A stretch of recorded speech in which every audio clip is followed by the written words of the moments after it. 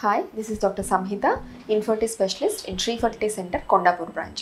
So, ఇవాళ మనం discuss చేయబోతున్న topic PCOD, polycystic ovarian disease, polycystic ovarian syndrome. So ఇప్పుడు జనరల్గా అడోలసెంట్ గర్ల్స్లో ఇది మెయిన్ రీజన్. PCOD అందరికీ చాలా ఫ్రీక్వెంట్గా ఉన్న ఒక ప్రాబ్లం ఇది, PCOS ప్రాబ్లం. అసలు PCOS అంటే ఏంటి? జనరల్గా ఓవరీస్ అనేది ఫీమేల్ రిప్రొడక్టివ్ ఆర్గన్స్. సో ఓవరీస్లో లైఫ్ టైం ఉమెన్కి కావాల్సిన ఎగ్ సప్లై అనేది, ఎగ్ గ్రోత్ అనేది ఓవరీలో ఉంటుందన్నమాట. సో ఈ PCOD ప్రాబ్లం ఉన్న వాళ్ళలో ఏంటంటే మల్టిపుల్ సిస్ట్స్ ఉంటాయి ఆ ఓవరీస్లో. సో అండాశయంలో చాలా సిస్ట్స్ ఉంటాయి. దాన్ని పాలిసిస్టిక్ ఓవేరియన్ సిండ్రోమ్ అంటాం. ఇది ఎందుకు వస్తుంది? PCOD అనేది ఎందుకు, రీజన్ ఏంటి అంటే 28 డేస్ సైకిల్లో ఫస్ట్ 14 డేస్ సైకిల్లో ఒక హార్మోన్ ఉంటుంది, ఈస్ట్రోజన్ హార్మోన్. నెక్స్ట్ 14 డేస్ సైకిల్లో ఇంకొక హార్మోన్ ఉంటుంది, ప్రొజెస్ట్రాన్. సో ఈ PCOD ప్రాబ్లంలో వాళ్ళలో ఏంటంటే ఆ ఫస్ట్ 14 డేస్లో ఉన్న హార్మోన్ ఈస్ట్రోజన్ అనేది చాలా హైగా ఉంటుంది. సెకండ్ 14 డేస్లో ఉండాల్సిన హార్మోన్ ప్రొజెస్ట్రాన్ అనేది ఉండదు.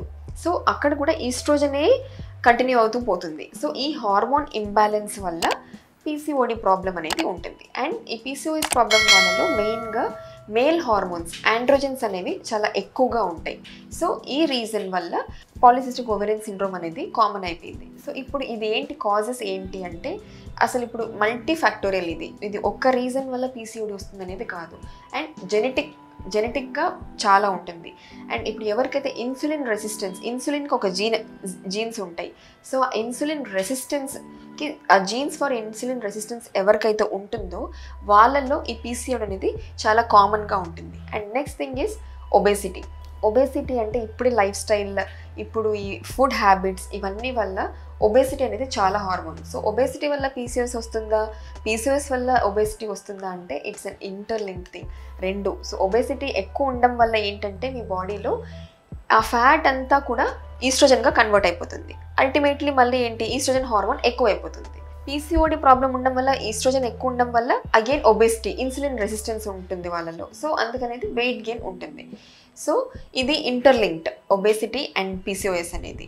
సో ఇది రీజన్. సో మెయిన్గా hormone imbalance, genetic factors and ఈ ఒబేసిటీ, ఇవే మెయిన్ రీజన్స్. సో దీంట్లో ఏంటి సిమ్టమ్స్ ఏంటి అంటే జనరల్గా ఇర్రెగ్యులర్ పీరియడ్స్, అంటే 3 to 4 monthsకి ఒకసారి కూడా పీరియడ్స్ అనేది రాదు.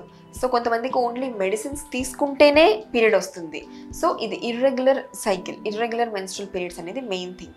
ఇంకొకటి ఏంటి అంటే వీళ్ళకి మేల్ హార్మోన్స్ ఎక్కువ, ఆండ్రోజన్స్ అనేది ఎక్కువ ఉండడం వల్ల అబ్నార్మల్ ఏరియాలో హెయిర్ గ్రోత్ అనేది ఉంటుంది. దాన్నే హిర్సుటిజం అంటాం. సో హెయిర్ గ్రోత్ అబ్నార్మల్గా ఉండడం, కానీ యాక్నీ పింపుల్స్ రావడము because of hormonal, same again androgens వల్ల పింపుల్స్ రావడం అనేది ఉంటుంది.